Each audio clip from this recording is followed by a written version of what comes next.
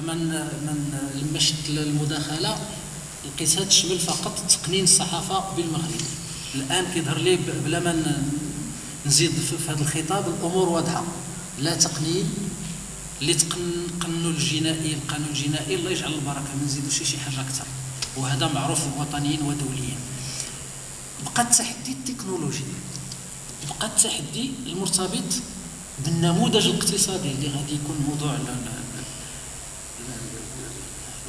موضوع المداخله الثانيه.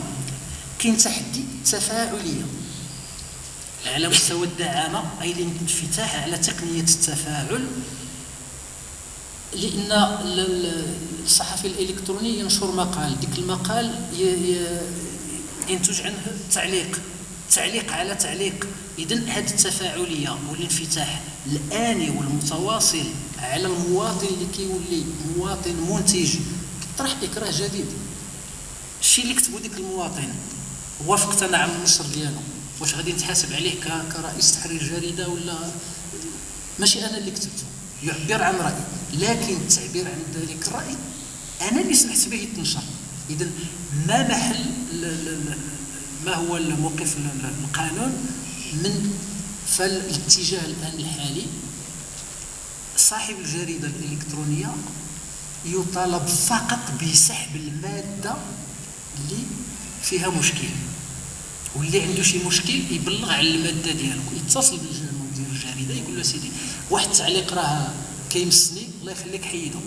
من واجب المدير ديال الجريده يحيد الناحيه وكيبقى فقط قانونيا اللي تضرر من ديك التعليق هو اللي بامكانه بينه وبين صاحب التعليق.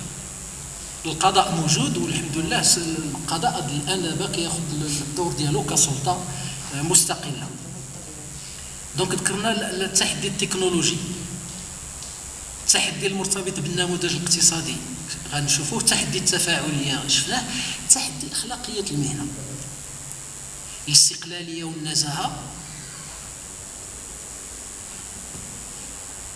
هذا شغل المهنيين. التوجه الان ان الصحفيين نفسهم اما على الصعيد الوطني او الصعيد الاقليمي او كل مدينه يديروا اخلاقيه المهنه ديالهم، اتفقوا عليها، متفقين كيوقعوا عليها، ولما كيوقعوا عليها كيولي هنا كيطبق مبدا من الاغريق جاي اللي هو باكتا سانت سيرفاندا، وهي العقد شريعه المتعاقدين. اذا اخل شخص من الموقعين كيولي اخل ببند تعاقدي، وهنا كيبقى الدوله بعيده لا على التقنين ولا على العقاب ولا على الاخر. التحدي السادس تحدي التكوين. هاد الدعامه التكنولوجيه وهاد التفاعليه وهذه راه ماشي غير اي واحد يجي يخدمها، خصو واحد التكوين. دونك هنا الدوله واعيه بان على عاتقها واجب تمويل التكوين الضروري لفائده الصحفيين اينما كانت الانتماء الجغرافي ديالهم في المملكه. فالموقع دابا ما بقاش موقع ولا اذاعه ولا تلفزيون ولا فيه السمعي البصري، فيه الصوتي، فيه اذا الاداه راه ما بقاش سهله.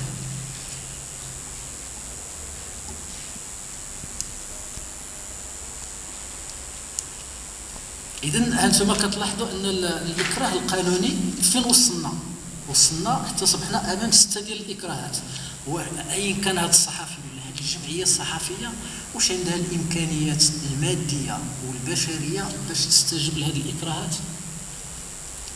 نقولوا ما هي الافاق؟ شنو هو الحل؟